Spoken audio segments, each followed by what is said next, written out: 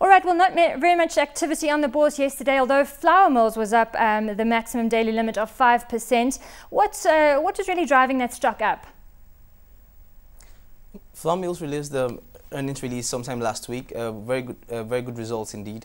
That obviously has impacted the market with market participants and investors basically responding to that piece of information by trading up on the shares.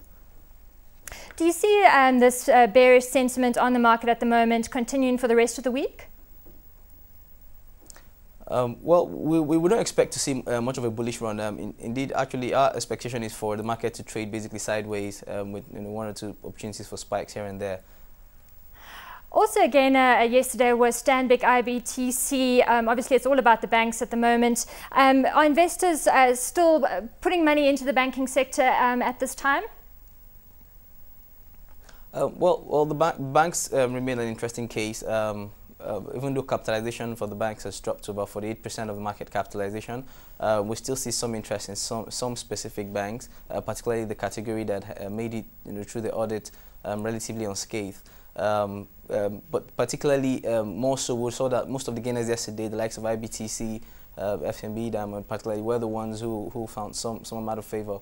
These banks usually previously were classified as tier 2 banks, going by market capitalization. Apparently, they've come out of the audit unscathed, having positive earnings for some of them, and the outlook on them, being relatively positive. I think it's just an opportunity to buy into relatively low valuations with opportunities for upside. Maybe not in the very near term, anytime 6 to 12 months, but probably in the longer term. Mm-hmm. So still sort of quite a lot of value for banks that are being well managed, especially in view of the reforms taking place. But in terms of EcoBank, yesterday on the loser board, down 5%. Why was that? Sorry, could you take the question again? I see EcoBank was down 5% on the loser board yesterday. What was the reason behind that? EcoBank, if you're talking about the local subsidiary of the group, has not particularly posted any results or anything of the sort that would drive interest in it. I think the group has been trying. EcoBank as a bank, as a subsidiary, has been trying to redefine itself within the Nigerian banking context, and obviously its contributions to the group, anywhere around 40 to 45%, obviously impacts it as a brand. However, we still see that there is a lot of resistance to that particular stock because apparently its price was frozen for quite a bit during the time when it tried to do some kind of fundraising, capital raising sometime last year. Mm-hmm.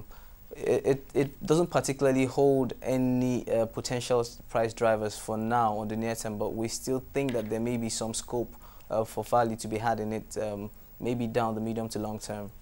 Just your view quickly on the inflation edging up there in a already weakened economy. Are we likely to see inflation rates increasing?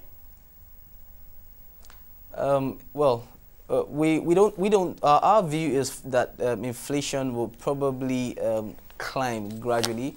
Presently, it's about 12.6%. We think that figure is going to inch up gradually, largely driven by a new wash of liquidity. Currently, we've seen quite a lot of liquidity within the banking system. Anywhere between 40 to 50% of liquidity ratios currently are seen in the banks. We've seen a near monopoly of investment options, heading towards fixed income bonds, particularly federal government bonds. We think that with driven by just rush of liquidity, maybe not to the real economy per se, but however we expect that with elections due soon and government begin to spend in the second half of this year in order to drive up goodwill and also to ensure that there's money to oil the process, there will be some pressure on liquidity or on inflation, I beg your pardon.